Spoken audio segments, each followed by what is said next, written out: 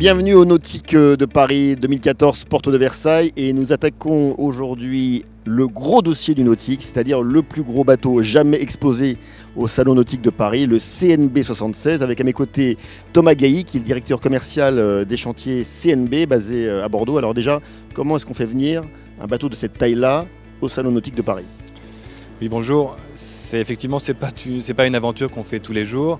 C'est un véritable challenge technique puisque c'est un bateau qui fait plus de 23 mètres, plus de 6 mètres de large. Donc c'est un convoi exceptionnel entre Bordeaux et Paris qui a mis plus de 7 jours. C'est le premier bateau qui rentre dans ce hall. Le hall est complètement vide quand il arrive, donc c'est du béton par terre. Et on a bloqué le périphérique de Paris, bien entendu, pour rentrer. Donc c'était en soi la première aventure. Mais bon, chez CNB, en général, on est habitué à ce genre de superlatif puisque c'est le plus grand bateau jamais exposé, mais c'est un des plus petits bateaux qu'on ait fabriqué, nous, au chantier à Bordeaux. Il faut rappeler donc CNB, alors il y a à la fois ce qu'on appelle les one-off et les semi-custom. Voilà, one-off comme une unité unique pour un client, c'est donc du custom pur. Ça, c'est notre cœur de métier depuis plus de 25 ans, c'est comme ça qu'on s'est fait connaître. Donc c'est des bateaux qui sont plus grands que celui-ci. On est sur des bateaux autour de 100 pieds, donc des bateaux de plus de 30 mètres. À force d'expérience, de savoir-faire qu'on est développé autour de ces unités, d'innovation technologique, on a décidé de se lancer sur une gamme semi-custom.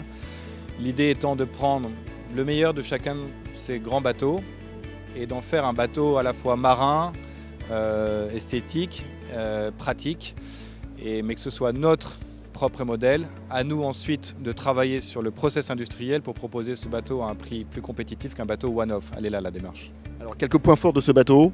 Un bateau conçu un peu comme une maison. Alors comme une maison dans le sens oui où nos clients passe énormément de temps à bord. On est complètement indépendant, autonome sur un bateau comme celui-ci, en autonomie d'énergie, de gasoil, d'eau. Donc on a 2500 litres de gasoil par exemple, donc on peut faire des très grandes traversées quand on utilise le moteur, parce que sinon on a un gréement qui est censé nous porter. On a un très grand garage annexe, voilà, sous nos pieds. Toute la partie arrière du bateau est dédiée aux loisirs nautiques. Donc on a un grand garage annexe, on peut mettre une annexe de 3,85 m sur laquelle on peut faire du ski nautique et autres loisirs. On peut mettre des paddles à l'arrière, du matériel de plongée, etc. Ça fait partie des grands bateaux d'aujourd'hui. La zone de navigation propre à l'équipage, elle est vraiment à l'arrière, séparée de la zone invitée où on est, la zone guest, qui est plus séparée avec un accès privilégié vers l'intérieur du bateau sans gêner les personnes qui sont là. L'intérieur du bateau est conçu d'une manière un petit peu particulière, à savoir qu'on a un quartier équipage à l'arrière, avec la cuisine qui est très grande ici, avec un accès également par le cockpit, et la cabine équipage qui est sous nous, là-dessous, sous le pont. Et la partie propriétaire et guest est sur l'avant, donc c'est deux zones de vie séparées.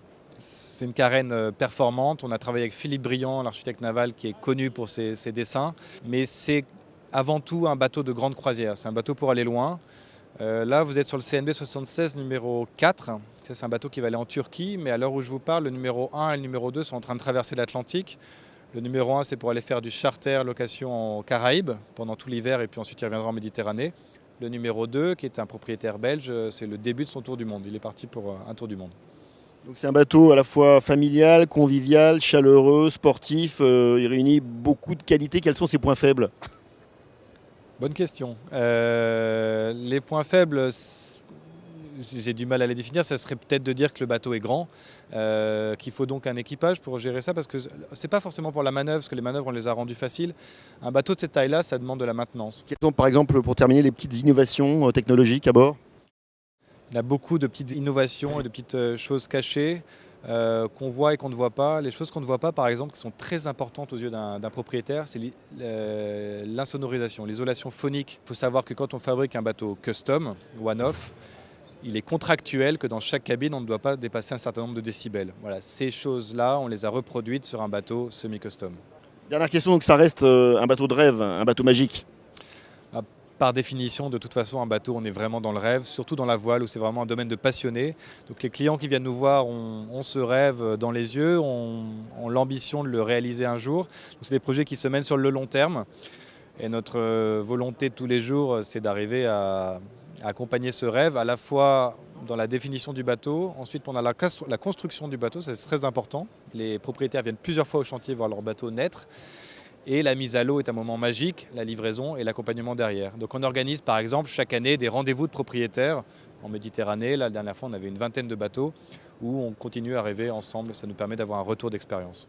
Merci beaucoup Thomas Gailly et puis bon nautique de Paris. Voilà, on se retrouve sur l'une des animations de ce Nautique 2014, les fameux Runa. Alors pourquoi je dis fameux? Car ce sont des bateaux qui sont exceptionnels, qui ont appartenu et qui appartiennent toujours à la famille d'Yves Carcel. Yves Carcel qui était le président de Louis Vuitton, malheureusement disparu. Et Yves Carcel avait une passion pour la voile incroyable. Et j'ai à mes côtés Yann Maufrette, qui est le responsable et fondateur des chantiers du GIP. Vous avez restauré les deux bateaux, le Runa 6 sur lequel nous sommes et le Runa 4. Et vous êtes complètement passionné par l'histoire des Runa. Cette histoire, on l'a découvert quand Yves Carcel nous a envoyé son bateau de San Francisco. Le bateau est arrivé par conteneur. On a vu un bateau arriver bien fatigué.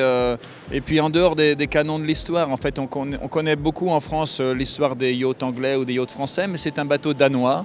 Et petit à petit, on est rentré dans l'histoire et c'est assez étonnant. C'est toute une série de 7 bateaux construits sur 30 ans, dessinés par la même personne, Gerhard Rønne, construit par le même chantier au Danemark.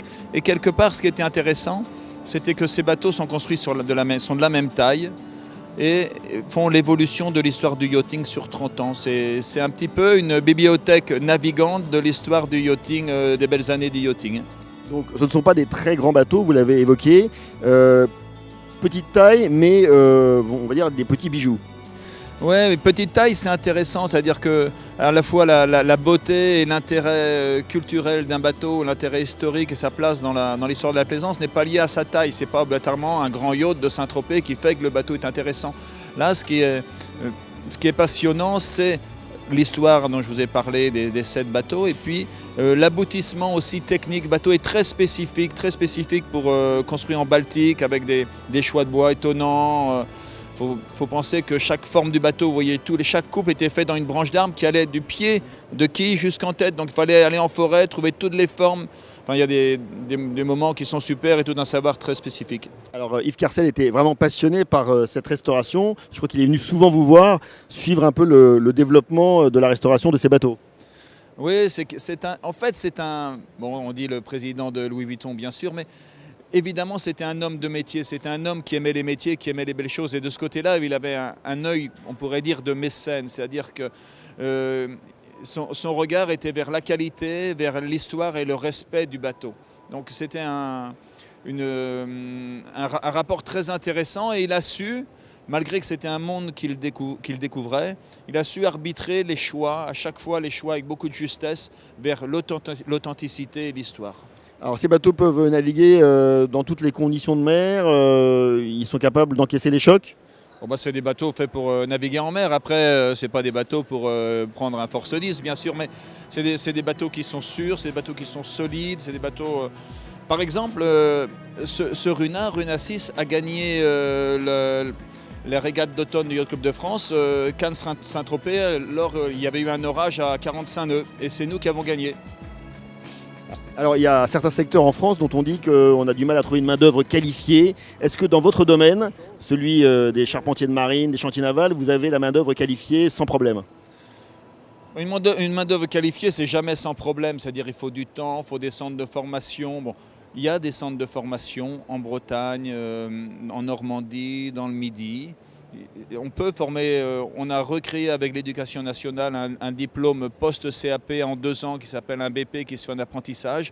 Donc il y a moyen de former des jeunes. Et nous, on est très volontaires, on forme tous les ans, on a 1 ou 2 jeunes en apprentissage qui après restent au chantier ou vont enrichir le métier ici ou là.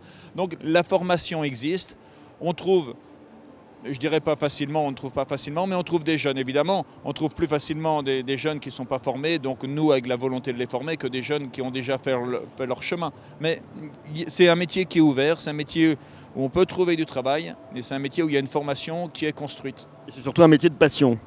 C'est un métier de passion, parce que vous allez rêver en voyant un bateau comme ça, mais c'est un métier où chaque jour il faut beaucoup de pugnacité, beaucoup de détermination. C'est construit à force de détails, à force d'efforts. Donc ne jamais lâcher, ne jamais lâcher. Donc c'est un beau métier, mais qui demande beaucoup. Merci Yann Maufray, et puis bravo pour votre passion.